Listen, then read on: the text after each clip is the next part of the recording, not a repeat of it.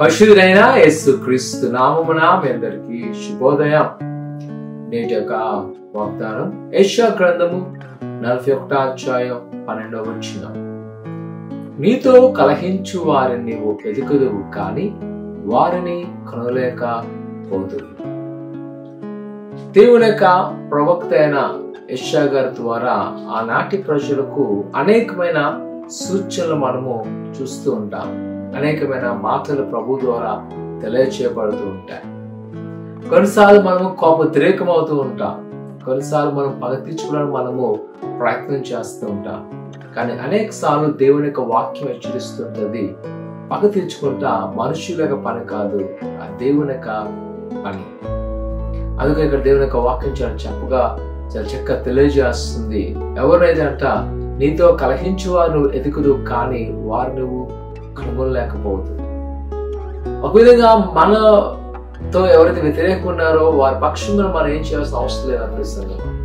దేవుని యొక్క వాక్యం చెప్తుంది, రోమా పత్రికలో మనం చూసినట్లయితే శత్రువుల కొరకు ప్రార్థన చేయాలి.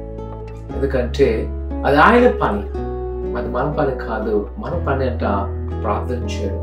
ఎవరి మీద మనం పగ తీర్చుకోవాల్సిన అవసరం లేదు, లేదా ఎవరి గురించి మనము బాధపడాల్సిన అవసరం లేదు, లేదా మనం ఎవరికో ఏదో అన్నారని చెప్పి ఒక తప్పు నిర్ణయము తీసుకోవాల్సిన లేదు.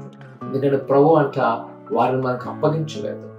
ఆయన ఆశ మనము ఆయనతో ఒక సరైన సంబంధాన్ని కలిగి జీవించడమే.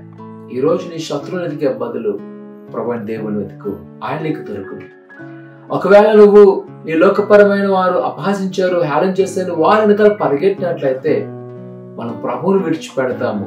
ప్రభు దగ్గర వచ్చి అంట గొప్ప ఆశీర్వాదాలు మనము కోల్పోతాం.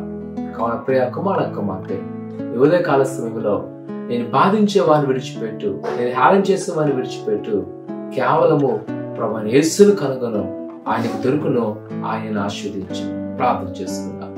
పరిశుద్ధుడా దేవానుకున్నారు ప్రభా, నేటి యొక్క బిడ్డలు జ్ఞాపకం చేసుకోండి, మీరు దీవించండి, ఆశీర్వదించండి. ఆయన వారి హస్తాలు మీరు బలపరచండి. ఇదిగో ప్రభా, మా యొక్క శత్రువులను విడిచిపెట్టిన ప్రతి వారితో సమాధానకు సహాయం దయచేయండి. మీ కృపను చూపించి బలపరచుకోమని యేసునామమున అడుగుతున్నాము తండ్రి, ఆమేన్. నేటి ఉదయకాలము ఆరాధనకు వచ్చి ప్రతి వారు ప్రభువుని ఆరాధించవలసిందిగా కోరుకున్నాం. దేవుడు దీవించును గాక. ఆమేన్.